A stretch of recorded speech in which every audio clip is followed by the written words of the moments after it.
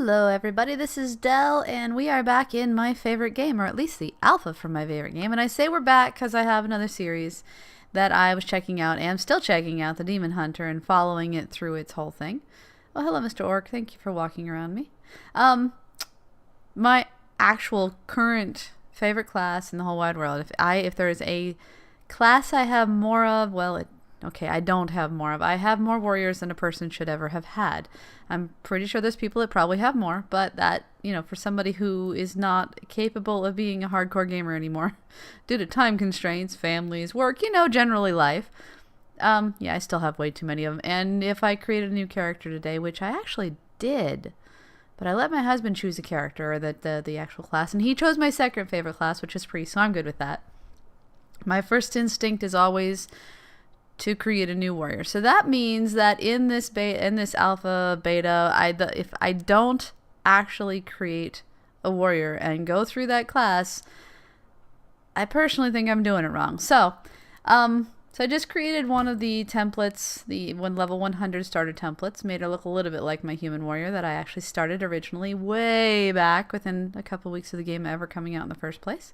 To look at this. Now, I want to go through, and you guys can look up everything that Blizzard's doing with these on, using Wowhead, the Blizzard website itself. I mean, there are so many resources to look up the details on this thing. You don't need another YouTuber to do the same thing. So this is just, honestly, I'll point out the things that I see, but I'm not going to sit here and read all the changes to you.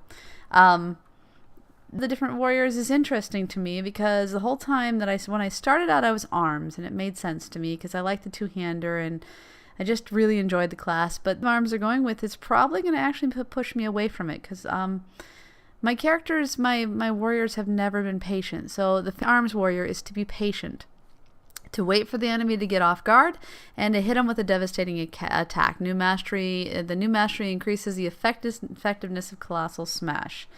Now, let's see. Where did I lose my mouse to? It died. Oh, no. I have a wireless mouse that I absolutely love, and it has 2 batteries, and they work quite nicely. Moment. And you keep one plugged in at all times, and switch it out when it dies on you, and I don't pay attention till it's dead. Yay! There we go. Fury.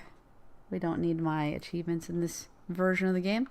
So the arms warrior, yeah, the Colossal Smash, it looks like it outright put me as arms for one of mine. But Colossal Smash, melee attack on a cooldown that increases the damage done by your other abilities for a short time. So they will actually increase the effectiveness of it is what they're doing for the arms warrior. Now what we're going to look at first is probably Fury, because Fury Warriors is going wild with Rage, and Rage is more powerful, doubling attack speed and rage generation.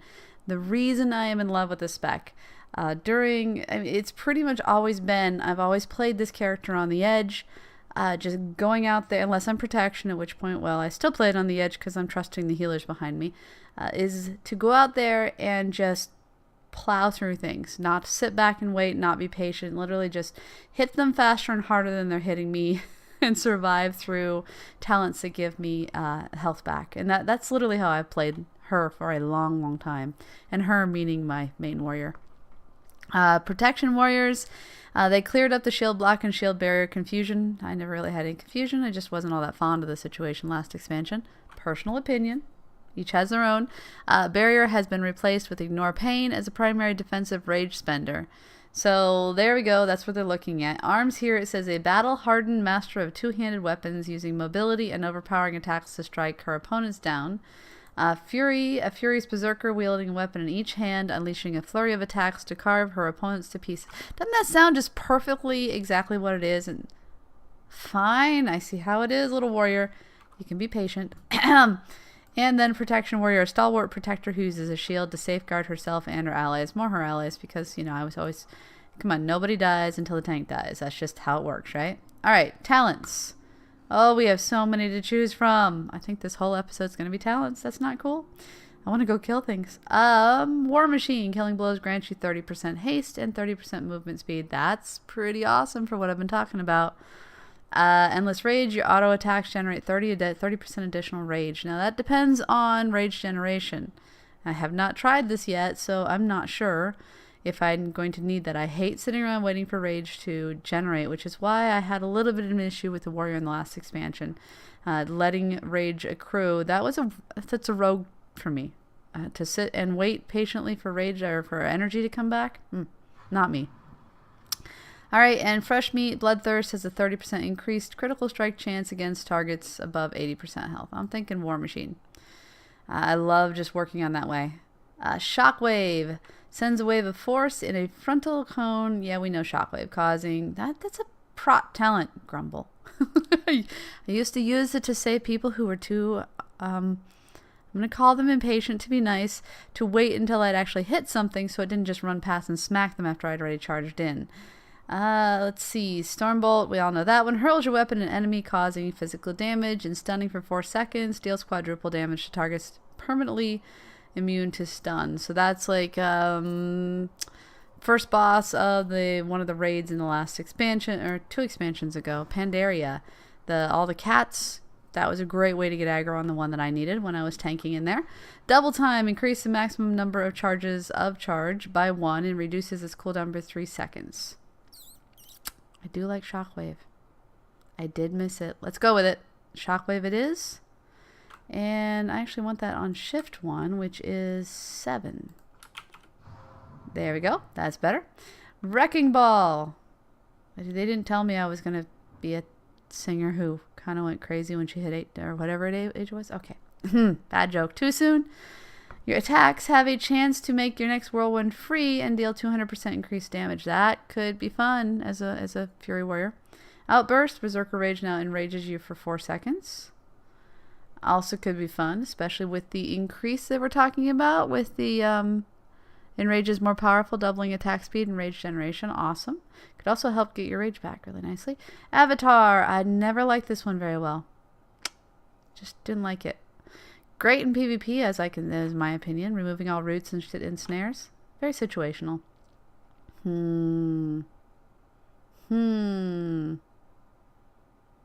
Alright, we're going Wrecking Ball. Second win. You gain 6% health every 1 second when you haven't taken damage in the last 5 seconds. Can be nice if you want to slow down. Bounding Stride. Leap's cooldown is Heroic Leap's cooldown is reduced by 15 seconds. It also increases the run speed by 70. I like that a lot. I like mobility. Warpaint increases or reduces the damage taken effect of enraged to 20%. Could be nice. I like mobility. We take that if we're dying. Massacre. Execute critical strikes, causes your next rampage to cost no rage. Frothing Berserker. When you reach 100 rage, your damage is increased by 10%. Okay, I get that. And your movement speed by 30% for 6 seconds. And Bladestorm. Yeah, you can't ditch Bladestorm. Bladestorm's too awesome. That looks awesome. Don't get me wrong. All of those look pretty darn awesome. Meat Grinder. Whirlwind causes your next rampage to strike up to 4 additional targets. Also awesome. Furious Slash increases your haste by 5% for 10 seconds. Stacks up to, could be awesome. Raging Blow no longer requires enrage and deals 100% increased damage, but has 4.5 second cooldown. Yeah, no. No. Yeah. I'm really gearing her towards a soloing, go out and kill a whole bunch of stuff all at the same time and just plow through enemies type of idea, with the mentality of Fury Warrior that I keep reading, or at least how I see it. Personal opinion again. As one of the things that's kept people in World of Warcraft so long, in my opinion, is that it's where all the fan art comes from. We all have our own ideas of who this character is and how they came about, unless you're a completely technical player, and that is not me. 100. Carnage reduces the cost of Rampage by 20 rage. Battlecry generates ooh, that could be. What's the cooldown on Battlecry? There's Commanding Shout. 3-minute cooldown. Does Battlecry have the same long cooldown? P. Battlecry. 1-minute cooldown. That's a lot of rage on a 1-minute cooldown. That's pretty awesome. And Dragon Roar's pretty awesome for knocking things back. Let's go with Dragon Roar just because I enjoy it. Alright, we need another bar.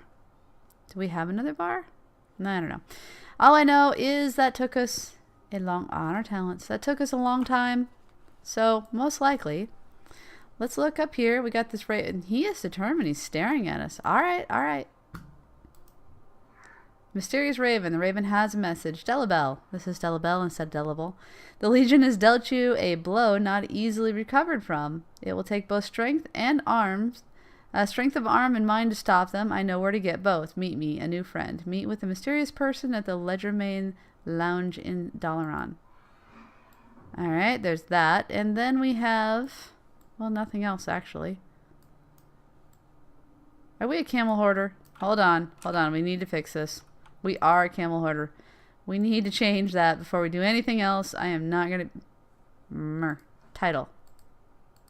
Title, Lord of the Rings. We're just going to go with no title. I'm good with that. Alright, let's go find this place. Find a seat. And I'll set up my bars before I do the next episode. How's that sound to you guys? I did a lot of reading to you guys, a lot more than I actually intended to. But I kind of want to just talk through the way way I was picking the spec and how I wanted to do it. I find it funny how they make these things just huge. Ledgermain Lounge. Coffee, please. That looks like a nice coffee maker. Alright, fine. I guess we'll go upstairs. I don't think we're supposed to meet strange men inside of bedrooms. Oh, that is not a bedroom. Who are you? You are huge. Javi. You have come to save Azeroth, a goal I heartily approve. I am a simple traveler that has learned much over the years. Let us speak of power, of proving your valor. A mighty warrior you are, yet still beaten at the broken shore. A fight meant to be lost, I think. In loss we can become greater. A group of heroes goes to the broken shore. They wish to prove their valor to a power that watches from above. Join them because they will need you. Join them to restore your honor. Join them to prove your valor. By doing so, you may claim something never given to your kind before. Use that to defeat the Legion. I have provided transportation. Alright. It looks like this guy will be the end of it. We'll stop here, checking out this awesome owl statue with all the books. And I will see you guys in the next episode of Legion with a Warrior. Thanks for joining me, guys.